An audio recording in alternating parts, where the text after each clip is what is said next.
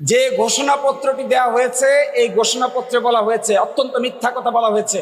এই মিথ্যা থেকে বাঁচতে হবে, জাতিকেও বাঁচাইতে হবে, সকলকে মিলে বাঁচাইতে হবে। কে শিখিন সেই মিথ্যা কথা?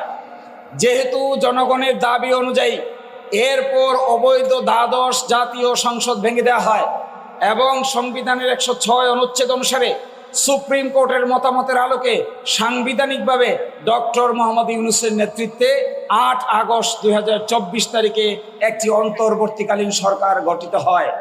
আমার মতে, আমার বিবেচনায় এই স্টেটমেন্টটা বাংলাদেশের রাজনৈতিক ইতিহাসের সবচাইতে বড় মিথ্যা কথা।